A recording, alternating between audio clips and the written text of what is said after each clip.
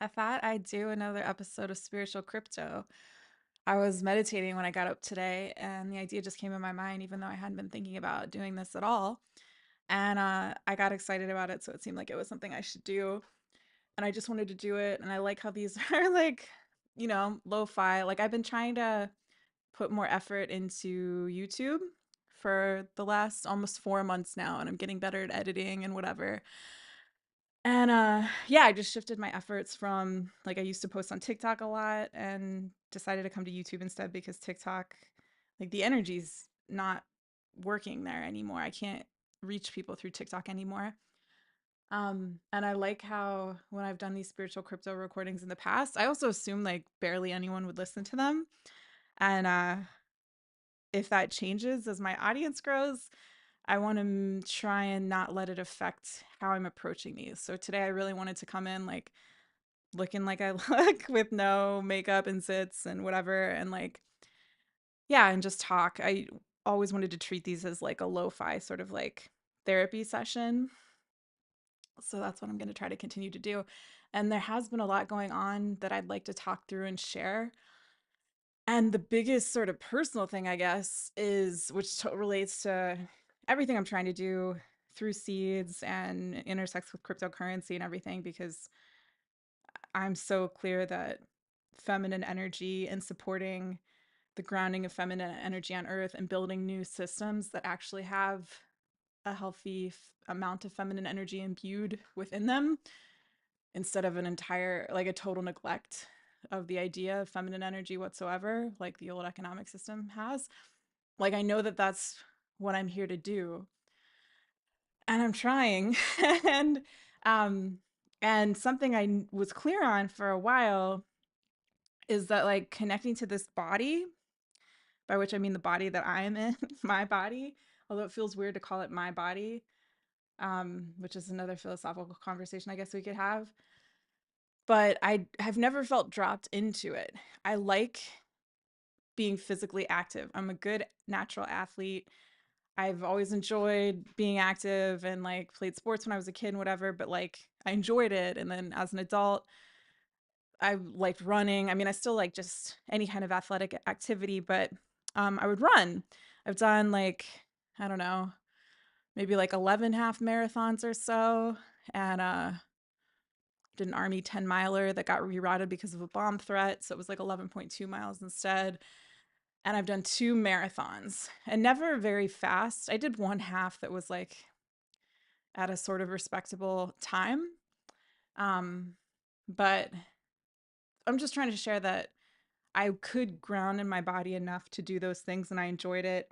I liked working out. I think I'm also naturally strong. I liked lifting. And in the past few years, my health has started to get fucked up.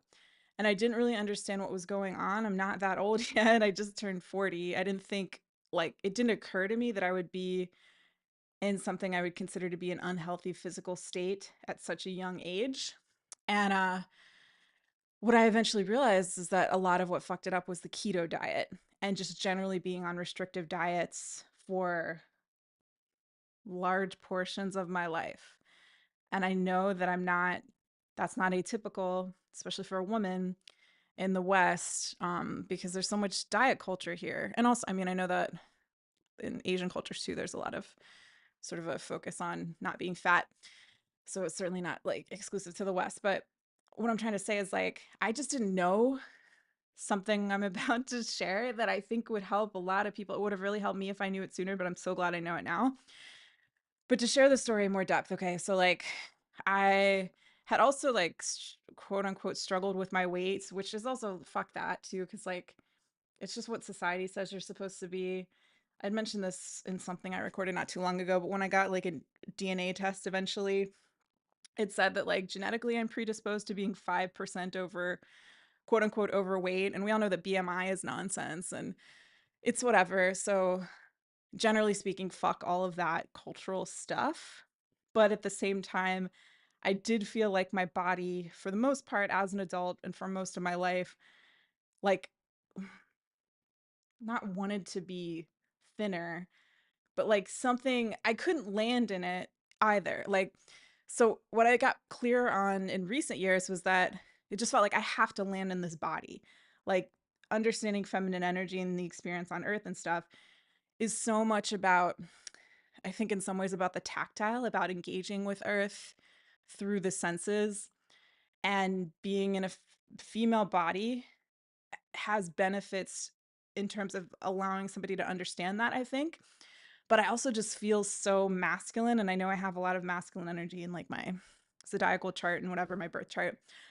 Um it just felt like landing in this body was like key to progressing in the through the next steps in what seems to be my life's mission, which is about uplifting feminine energy and doing that through seeds, and then like through films that I want to make down the line and TV shows and stuff, artistic projects. And I just couldn't do it. And when I got on the keto diet, I mean, I researched it in advance and everything, and I started it. It was in like, I think it was October of 2018. And I was living in South Pasadena at that time. And I was what, 34 years old. And like, so I started the diet. And the next year, earlier in the year, I went to France to go to clown school, which I later got kicked out of, and continued the diet there. And whatever, I got down eventually to a weight that I hadn't seen since I was about 15 years old. And it wasn't the BMI chart. I would not say that it was too thin. It was probably a BMI. I never like, I mean, I could calculate BMI, and I had, but I never did like a DEXA scan to like actually see what body fat percentage was and stuff. BMI wasn't lower than like 23, and like eating disorder people I think say you don't need to worry until it's like 18.5, so much lower than what I was at. But I also always carried extra muscle. Just kind of, I have a little bit more muscle I think than like naturally than maybe is typical for most females. I don't know, whatever. And I have like broad shoulders and stuff. And so I was on this diet and I got down to this weight, and I did it without running. I wasn't like, I mean, there are periods in my life where I was running 7 miles every day, which also is disordered. It wasn't entirely something I was doing out of a healthy compulsion. Um, so that's part of this too. But anyway, so I got down to that weight, and then I started restricting my calories even more. I was aware that my maintenance calories seemed to be like 2,300 or so a day. And I cut calories to about 1,700 calories a day. And I was tracking meticulously and dropped more weight. And like, that's when I started to have all of these visible external problems. Suddenly, it seemed like I was intolerant of every food, like so many foods. I took these, food intolerance tests, and it was dozens and dozens of foods that I was apparently now having a reaction to. My armpits started itching a lot, and I started having this insane, uncomfortable bloating. And eventually, yeah, my hair started falling out. It wasn't like noticeable to other people, but like chunks of it would come out. And my menstrual cycle got way shorter, and my period itself got shorter. So I never lost my period, but it got way shorter. It was very different than it used to be. And around that time, within that time period, because I was on the keto diet for like 3 years before I understood that I needed to get the fuck off of it, I did an egg freeze like while I was still 36, just before I turned 37. And it was weird because um it looked like things were going really well, especially I guess for like a almost 37-year-old. I had like 22 follicles that they thought could mature, so they thought they could get 22 eggs, which is good for somebody that age. And I was so responsive to the estrogen or whatever female hormones, probably not just the estrogen. I don't remember every hormone I was on, but they cut what's called the trigger shot in half. So before you go in for the procedure, for anyone who doesn't know, you give yourself what's called this trigger shot. Um, and it's what causes you to ovulate like all 20 or whatever eggs at the same time, so that they can then like harvest them whenever you go in for the procedure. And I think you have to do that. I believe it was the night before I had to go in for like the morning of the surgery. And so they cut that shot in half because they thought I was so responsive that they were worried that if they kept it at like the typical dosage, that I would like ovulate too fast or something and they would lose all the eggs. And they fucked it up and they only ended up getting 5 eggs, which was like very disappointing. But more than that, this made me start to become aware of what was going on for me hormonally and how out of whack my hormones had become as well. Um, and then I got other tests that showed just like for a while it was showing like very low estrogen or low feminine hormones. I should have looked this up before I got on here, I guess, to so I could share like specifics for anyone that would be really impacted by this. And I can, if you are watching this and you want me to check to be more specific, I'm happy to do so. But yeah, just the hormones were out of whack. And then I started taking supplements to help with that. And then suddenly I had too much testosterone and I noticed that I was a lot angrier a lot of the time. And it was just a mess. And I couldn't figure out what was going on. And I didn't trust like certainly traditional Western doctors to help. But I went to registered dietitians. And that's the thing too. I remember going to 2 different registered dietitians. And the first one told me that I wasn't eating enough. And I didn't believe her because how could I not be eating enough because I wasn't too skinny? And then the second one told me that I wasn't eating enough carbs. And so I should share that. So gradually over time with these health issues, I started to realize like it seems like I need to introduce carbs back into my diet because on the keto diet, you're eating like 20 net carbs a day, up to like 50 net carbs a day or so, but I kept mine pretty low. And that's a really low amount of carbs. And the body just isn't designed to be on a diet like that for a long, extended period of time. It's meant to be able to have that adaptation because of periods of starvation where like glycogen sources weren't available, I guess. That's how I understand this. And I didn't know this. And so like so much in fucking like medical research, just focuses on fucking men. So like there wasn't a lot of research out there about what this does to female bodies and I just didn't know. So it also wildly disrupted my hormones. So I did start introducing carbs back in, but then I started just trying to figure out what was going on because the bloating in particular was like the most uncomfortable thing. And I was diagnosed with SIBO. What does that stand for? Small intestine something something. You're just bloated all the time and you're uncomfortable and it's pretty awful actually. And I would treat it and then like it would go away but it would come back. And the second RD I talked to, a registered dietitian, who told me I still wasn't eating enough carbs, which made sense.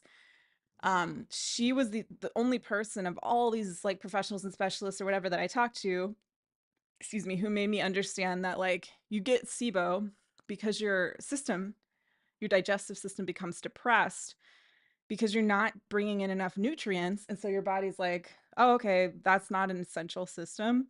We need to conserve energy for other purposes. So like your digestion just gets fucked up. And so does your reproductive system, which is why, people lose their periods or like in my case, my period just got a lot shorter and just was like way different and not healthy like it had been for the entirety of my life up to that time. And I just didn't know. No one fucking told me that registered dietitian at least helped me understand some stuff. But I remember at that point when I talked to her, I was also starting to gain weight and I didn't understand what was going on. And it was just coming on and it was like it wasn't stopping. But I thought maybe it was going to stop soon. Um, I was getting like toward the upper end of a range that I had been in before. But it was just like I was, I don't know. I wasn't like freaked out, but I didn't, it was uncomfortable to just be gaining this weight and not knowing what was going on. And then on top of that, I had like back issues too. So exercise, like running 7 miles, wasn't something that I could do anymore because my back was fucked up. So it was just whatever. And then I eventually found another holistic person. I might even have talked about her before on this, who like diagnosed high copper and H. pylori and severe gluten intolerance. And there probably was something else in there. So she started me on this like supplemental regime to address these issues. And I felt a little better, but it also just like kind of didn't make sense because it was like I didn't used to be intolerant of gluten. I used to eat shit tons of gluten and I like bread and whatever. And I didn't like this idea of like, I'm just gonna have to eat this way for the rest of my life. Like, what? And also, there were other things like this person was like getting a percentage of the supplements that were sold, and she wasn't transparent about that. So she was the best that I'd found, like the person who seemed to kind of understand what was going on to some extent. And she'd come from very restrictive diets in the past herself and was no longer on them. So that seemed right. It seemed like I needed to get away from that sort of restriction, but it still wasn't quite right. Like, so like in the last several months, the last time I talked to her was maybe 5 or 6 months ago. I kept thinking like, oh, should I reach out to her again and schedule another session? And I kept not doing it, and I didn't quite understand why. And now I think it was just my intuition recognizing that that wasn't right, and I was needing to find the true healthy decision, whatever. Anyway, I'm sorry if this is boring, but like I just wish I had known this. I appreciate the journey and what I've learned going through this, but it would have been so nice if someone would have told me years ago. What I ultimately found out was that I should do this thing. I found this through YouTube too.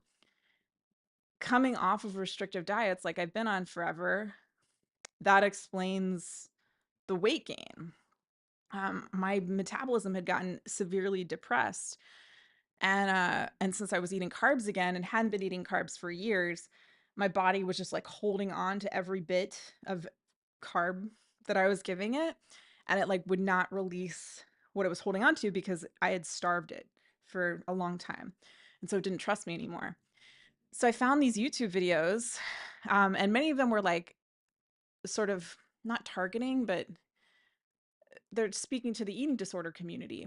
And I never thought of myself as someone who had an eating disorder. I was never thin enough to have an eating disorder. And I never purged either. My form of purging would have been excessive exercise that was not done for healthy reasons entirely. Um, yeah. And so there are these YouTube videos, and I'm so appreciative of them, especially Kayla Kateki's Damn the Diets channel.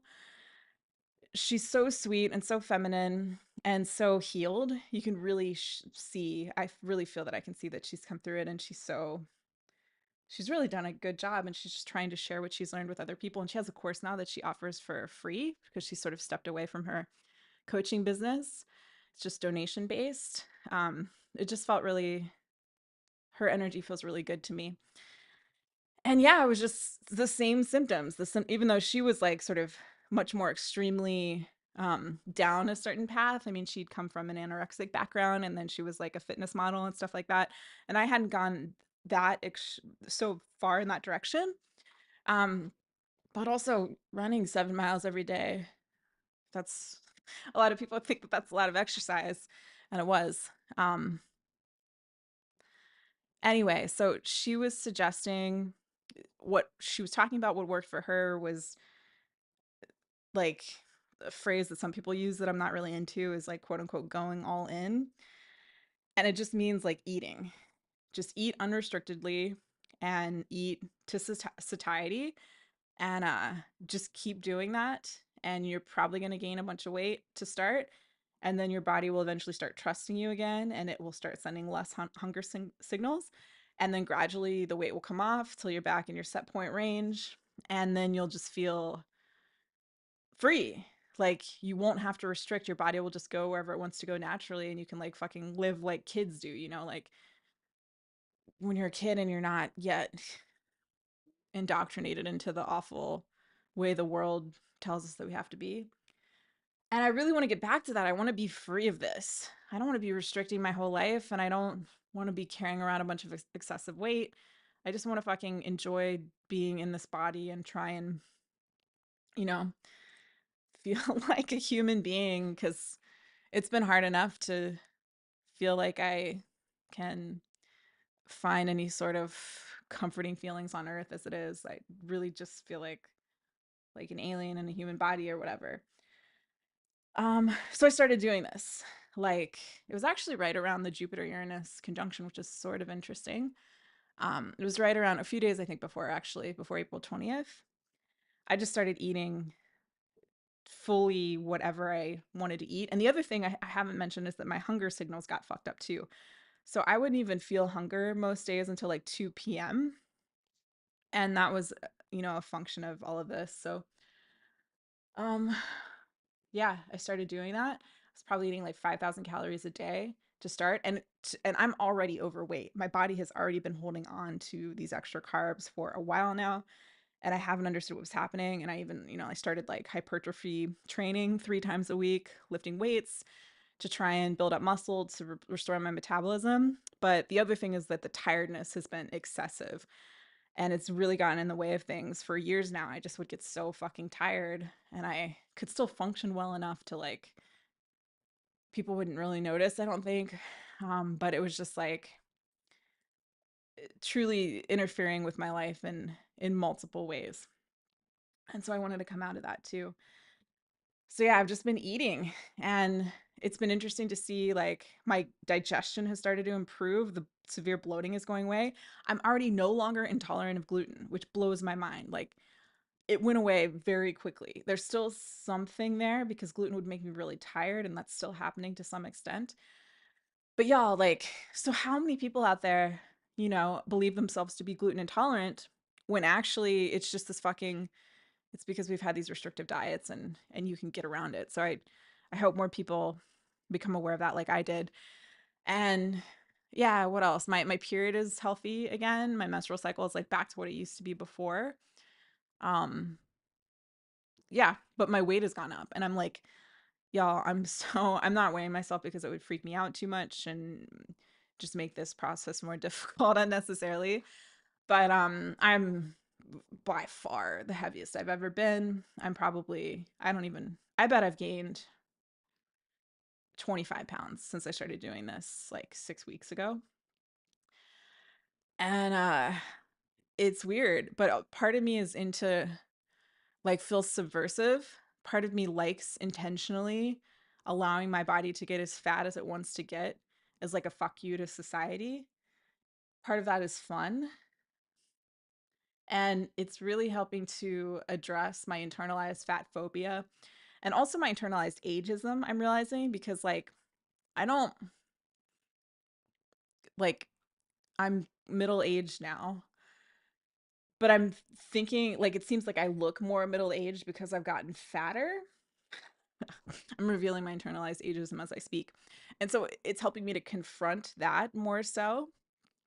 Um, and then just also internalized misogyny that has to do with like, oh, women aren't supposed to fucking, you're not supposed to be fat. And if you are fat, then like society hates you more and whatever.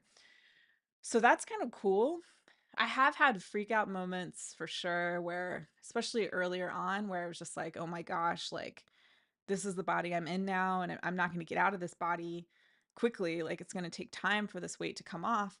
But it's also really cool to just like, y'all, I mean, I'm sure this is familiar to so many people. I was so, I quote unquote hated my body, but the way I framed it, I wasn't like, how you hear like anorexic teenage girls talking about really hating their appearances. It wasn't like that. I just felt like I'm not a human.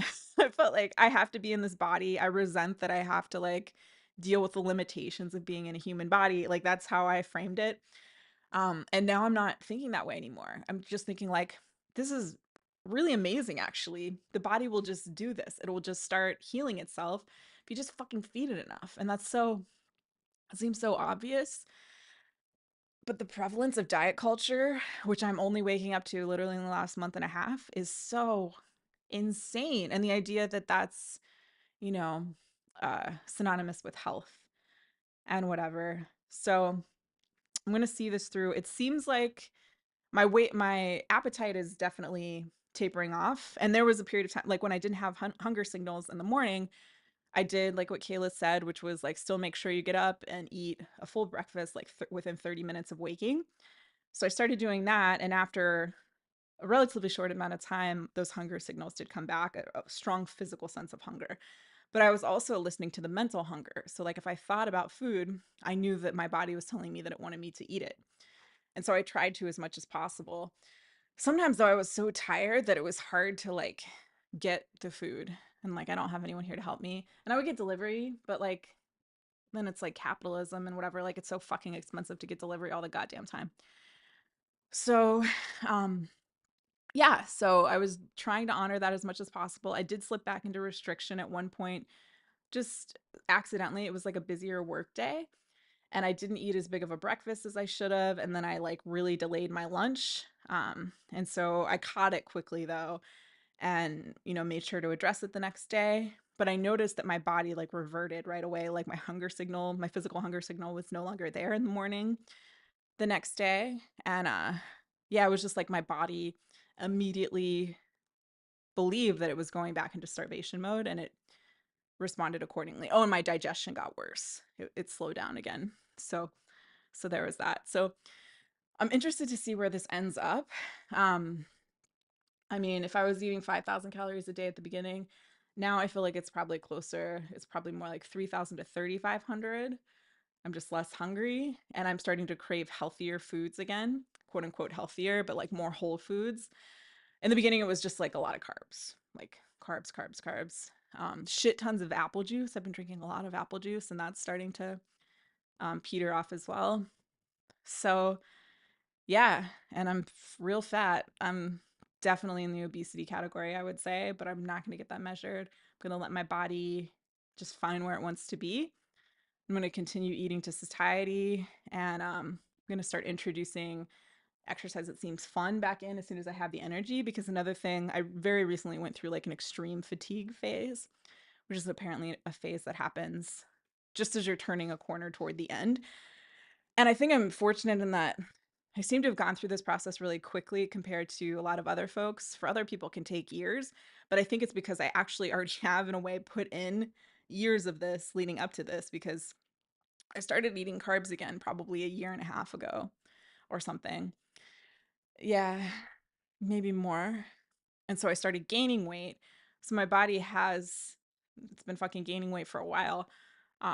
So I don't think it's like it wouldn't be as though somebody who's been restricting for a long time, who then just suddenly starts and takes this approach.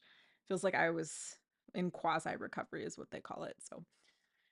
So it seems like I'm moving through this sort of like committed recovery stage more quickly, I think.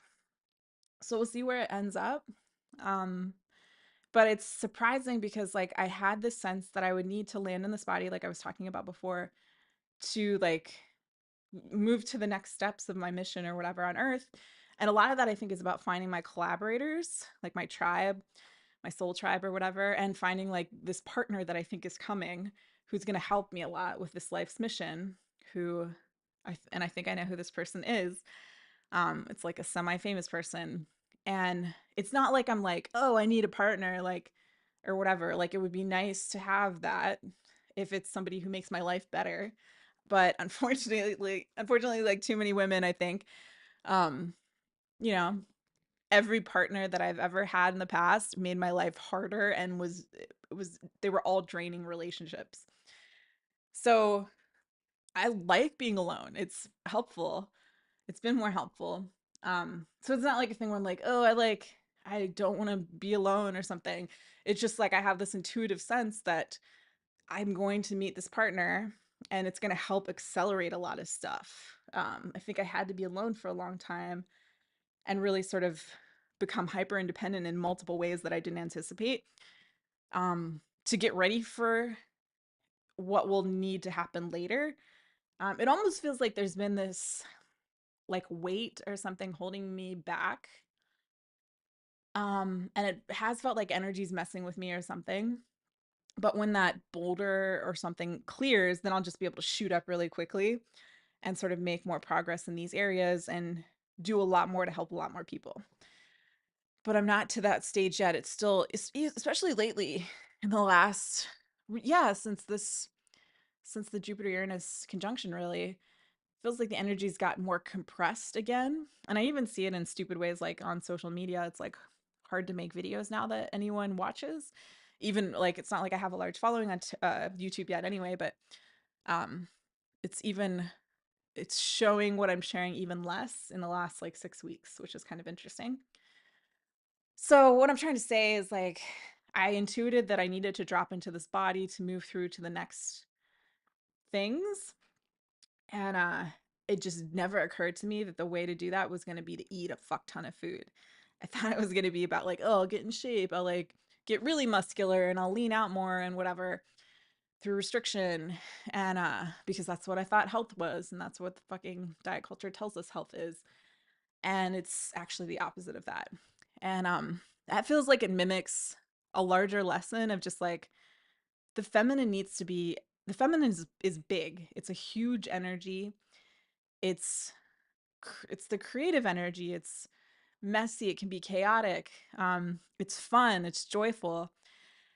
It is not compressed, and it's not about being small and like fucking like, you know, like Capricorn energy, Saturnian energy or something that like restricts you and confines you. And we've been taught to do that to our bodies. And it certainly affected me, and I think it affected me less than it's affected a lot of people.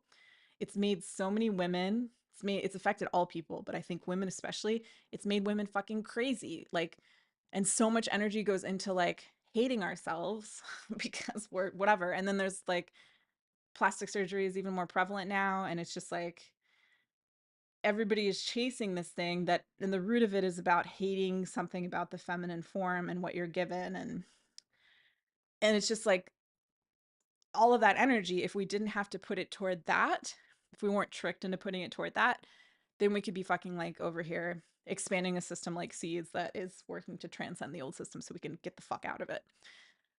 And it's a tragedy, and I hope more of us start waking up to it soon.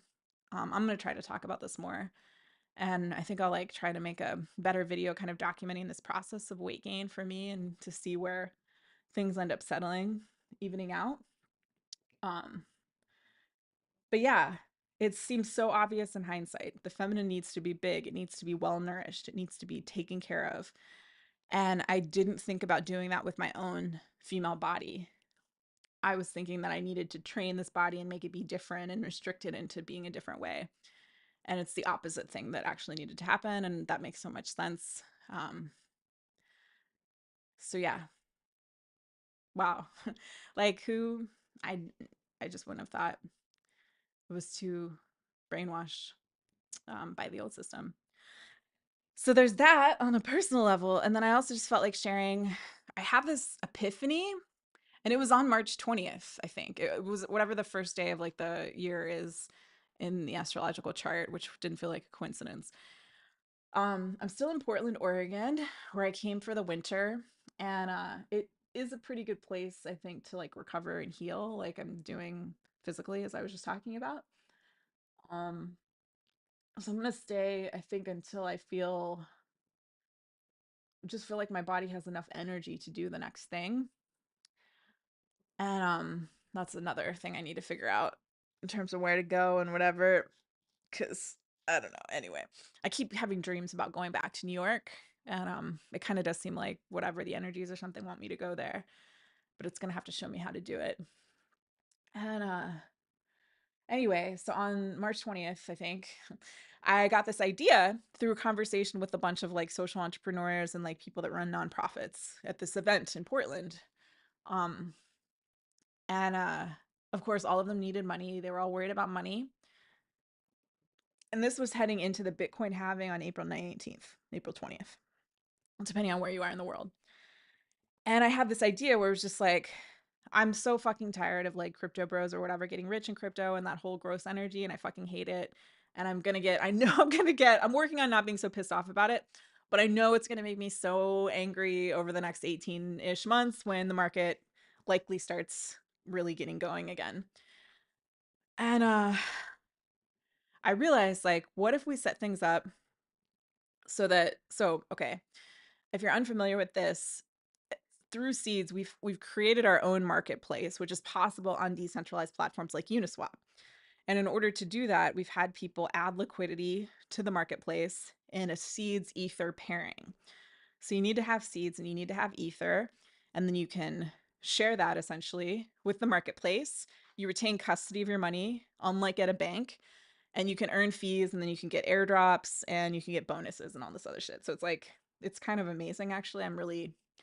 There isn't a lot in the world generally, and certainly in the world of cryptocurrency, that I feel impressed with, frankly. I just feel like I came from somewhere else that where stuff was less remedial. A lot of everything here feels remedial to me. Maybe that makes me sound like an asshole, but just how it fucking feel. Like it just doesn't feel like it feels like, if you're from a small town and you move to the big city and you're like, oh wow, people here are so much more evolved and they're so much more thoughtful and they're smarter. And generally I found that to be the case. There are small towns where that isn't so true, certainly for sure. Although in those small towns, a lot of times it's people that left cities that came to those small towns, in my experience. And it's not true across the board. There's smart people everywhere, whatever. But like, I just feel like Earth is like that. It's like I'm in the small town. I can't leave it. I have to live it out in this life and do the best I can. And part of that is fucking accepting things and not being so judgmental of them and not being so angry about them. So I'm working on it. But where was I going with this? Yeah, okay. So we've created the seeds marketplace in this way.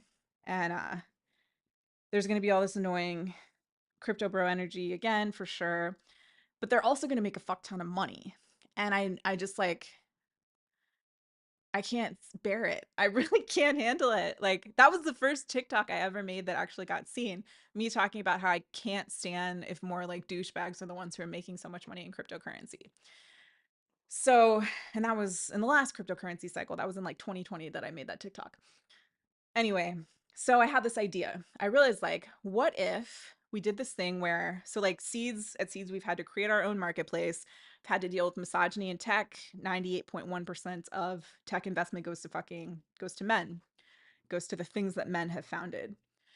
That's made things a lot harder for me and for Seeds. I've had to be more resourceful, blah, et cetera. It's kept Seeds smaller than it would have been if we had more support, like undoubtedly. That doesn't mean I've been perfect. That doesn't mean I haven't made mistakes, blah, etc. Of course, I've made lots of mistakes. I'm always trying to be honest with myself about where I fucked up and to work to improve. So there's that too. So it just occurred to me, like, okay, what if we did this thing where like we just incentivize social social enterprises slash nonprofits to be a part of this cryptocurrency cycle. And at the same time, we could grow the seeds pool so that like the market is bigger. And that's what allows us to help people in need. We can send funds to people in places like South Sudan who don't have bank accounts because they do have internet access and they can use this pool that we've created because all you need to access it is an internet connection. So I had this idea, like, all right, we could do this thing where like, say, whatever it is, a charity, social enterprise, whatever, puts up $25,000. We'll incentivize them to use that $25,000 to buy Ether. And then we will give them $25,000 worth of seeds. And we will ask that they then add that liquidity, that total of $50,000. So we've doubled their money already, to put that into the Seeds Ether pool. And again, they retain custody of those funds.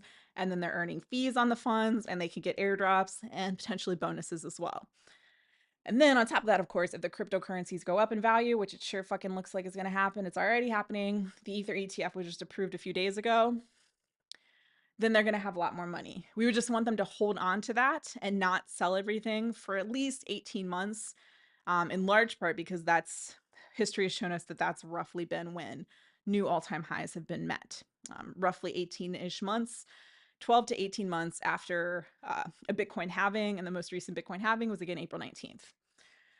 So it's an amazing deal. It's a really good idea, y'all. It's a really good idea. And I thought at first, like, okay, it'd be cool to do this in Portland, to like do a pilot in Portland. And I got the idea after going to this like social entrepreneur coffee that I was invited to there were only a handful of people there, like a select group. I'd met the guy who seems to be like the most connected tech guy in Portland or whatever, and he invited me. Um, so I thought I'd start with them. But what I quickly found, which was such a huge fucking bummer, is that Portland business shit or whatever is like passive aggressive as hell. It was really weird. I wasn't prepared for it. I think it's because I mean the people, like if you just walk around and go to the store, if you've never spent time in Portland, the people really are nice. They're the nicest of anywhere I've been in the world, I would say. And it's real. If you're just like having sort of like general interactions with people out and about, But there was just this passive aggressive fucking waste my time energy in quote unquote business. And I really think it's because so many people here are from the Midwest, like where I grew up was passive aggressive as hell. And I just can't, it's just such a waste of everybody's energy and time if you do that. But I was really like, I just didn't see that coming. It's a major city, right? It's like there's sophisticated people here. There are people that are trying to do good things, smart people. It just didn't occur to me that that would be a problem. And so I quickly realized, like, okay, this can't get done in Portland, which is a huge fucking shame. And that's the thing too with the markets. And I know it's going to go like this, and I need to not be frustrated about it, but it's like, I'll try to convince these social good organizations, like, yo, do it now. Please do it now because it looks like the market's going to go up a ton. It's going to benefit you more now. But that's the thing. People that aren't quote unquote like experienced traders, they don't see that. They'll be the ones that are like, oh shit, I should get involved now that it's already up a ton. And then you miss the big move. And I'm not going to, in good conscience, feel that I can approach this in the same way in like a year and a half, right? Like making this offer to a social good organization in a year and a half, it's probably going to be a different thing based on what we know about the market cycle history if they're agreeing to it in 18 months. I'll have to figure out how that would work whenever we come to that period in time. Anyway, so I started to do that. People were certainly interested at first, but then they're just like, they would like blow me off, or like some of them didn't even get back to me, which was so weird. These people are spending so much fucking time like applying for grants and shit like that. And like I'm literally saying like, hey, we'll give you tens of thousands of dollars, if not more. All you got to do is buy ether and hold it. And like, yeah, so I'm trying to figure out how to approach this. And I think what's been occurring to me in the last couple of days is that I think what we need is a partner who is really smart and really kind and really respected in sort of like the world of philanthropy, who people already trust, who could then sort of be like the spokesperson for this for us. And I can be in on those conversations as well. But then that's the other thing. I've never worked at a nonprofit or a charity. So I mean, I've volunteered before, but like, I don't know, I don't have a deep understanding of like all of those conditions or what they're going through. I just know what I've seen in interactions with folks. So somebody who had a better understanding of that could probably approach folks in a better way. But I mean, certainly there's interest initially. Like I think if we reach out to 50 organizations with like a warm introduction, I think like virtually all of them would at least want to discuss the opportunity. But that isn't the way to structure it either, right? Like people that are trying to offer them grant money are trying to get them on the phone to like, it's like a different thing. And like there's still that supply and demand thing where like if they feel like they're trying to be sold on a thing, then like they're more skeptical of it. And it's just like it's the fucking, what's the word, the fucking shitty legacy of capitalism. A lot of times people don't believe what seeds is, like they don't believe it's true because it sounds too good to be true or something. And that's been a struggle and it's really annoying. So yeah, on top of this, we're starting to see more like meme coin, whatever happening. And like, I'm just already getting like, how do I make sure, how do I help people not miss out on this? What do I do? And how do I need to meditate more so that I'm not so frustrated about it. And then there's stuff for seeds on top of that, because like, I need to find, we don't have the people involved yet that can take us to the next level. I don't think. I appreciate all the support that we've had so far, but like, I mean, it breaks my heart when somebody who like took our course and like has received enormous bonuses from seeds, like this person the other day, they'll just, if they're not doing anything to help or give, and if they're not like adding liquidity to the seeds pool, that was the wrong person for us to connect with, because they've just taken from it and they haven't given back even as much as they've taken. And obviously nothing can sustain if too much is being taken from it. And I think that's a function of, like, I think about this idea of like how founders have like their personality flaws, and the stuff they haven't healed yet shows up in the organizations that they're making. And that's true of everything. I think it's true in your art. It's true if you're running a small business. It's true at tech organizations, at a lot of big tech organizations, it ends up being like, the founder's a sociopath and we have to deal with his misogyny and whatever. For me, I have many things I still need to heal, but I think something that's shown up that has affected seeds in relation to this is comes from growing up in a narcissistic household where I was the scapegoat kid, where I would really try a lot to help the people that had no interest in what I was saying or sharing, who hated that I was quote unquote truth telling. And I've kind of found that through seeds. I found people that don't appreciate me and what I'm offering, and like don't understand it and aren't interested in understanding it.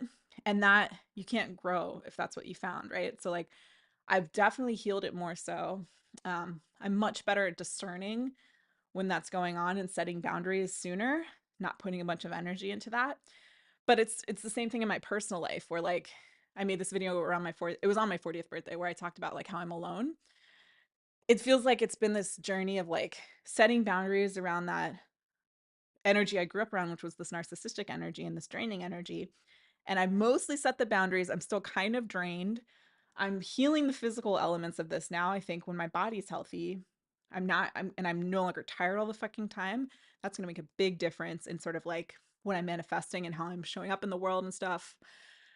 Um, but I haven't yet been able to connect with those people that will really uplift and support and just be joyful and make things really fun and help us shift into a stage where like this is really helping a lot of people a lot of the time at large scale. So what I hope to find is, so we need to connect with those social good organizations. If you have one or you know one, let us know. If you want a gift from Seeds and you are interested in putting up ether and holding it and being a part of this, then it's like our mutual aid pool. It's a mutual aid pool for everyone who's needed help. It's there for folks to use, and folks have used it. And like we can do this. We can create this alternate source together for social good organizations so that anytime someone buys seeds, it's helping every social good organization that has been a part of that. And it's helping the larger community, which has served people in need now for years. And I want us to get the pool to $10 million. That's like the number I've had in my head, the goal I want to manifest. And that's such a small number compared to so many other fucking cryptocurrency projects that are nonsense bullshit, whatever, fucking meme coins and stuff. And so I have to work on not being pissed off about that. But I want to share that as a frame of reference. Like, that's small. $10 million is very small for a pool, and we could do it, and Seeds will give money to people to help with this. And you're not going to find that in any other cryptocurrency, um, in, with any other project that I'm aware of for sure.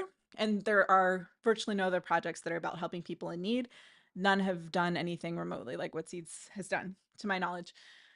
So, yeah, you could hear me talking about it though. Like I need to not be exasperated as I'm describing it.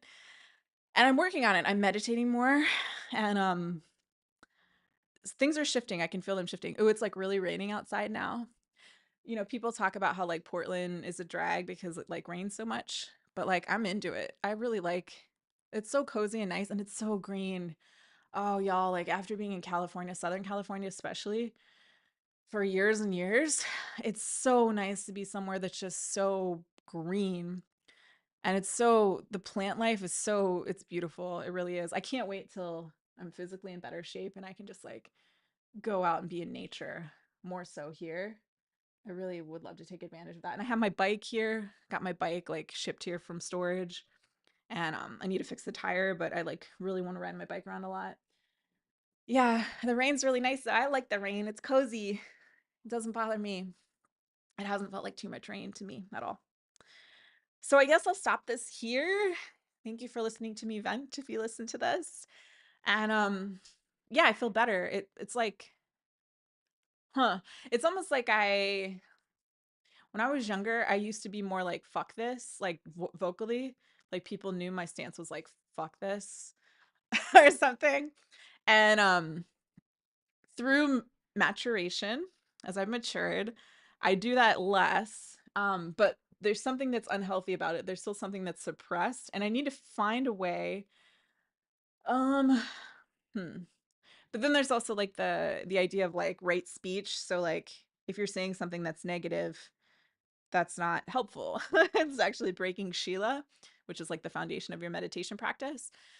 I don't know. What I'm just trying to say is that there's some energy in me that's getting suppressed relating to that because I'm less like fuck this all the time than I used to be. And I need to figure out a way to like channel it differently in a healthy way or something. I mean, comedy can help with that, but like that's another whole other thing. I guess I'll talk about another time because beyond these things that I described today, health stuff, and then getting the seeds pulled to 10 million. I mean, the seeds product needs to improve as well.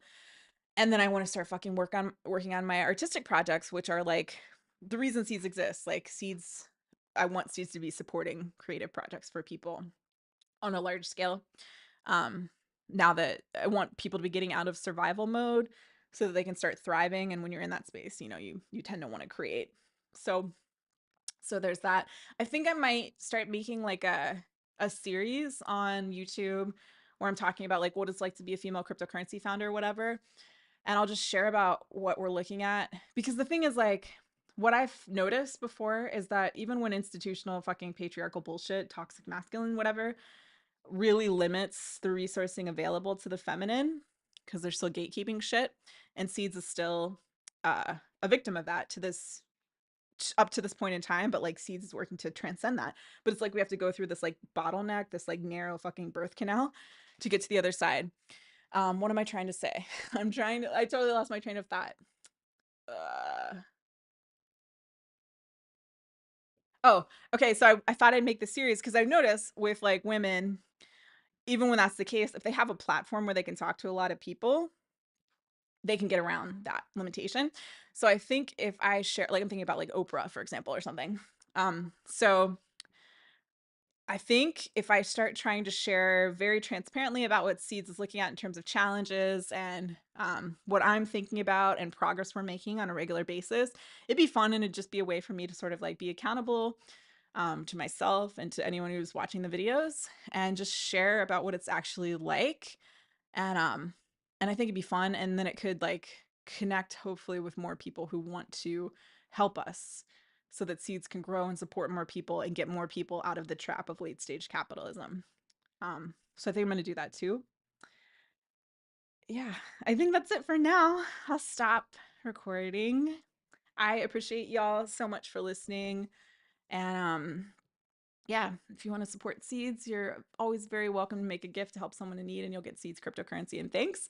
If you want to buy Seeds on Uniswap, that's helpful too.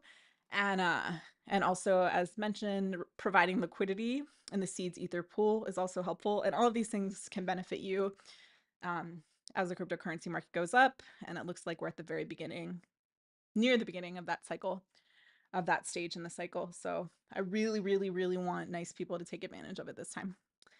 Okay, that's all for now. I'll catch you later.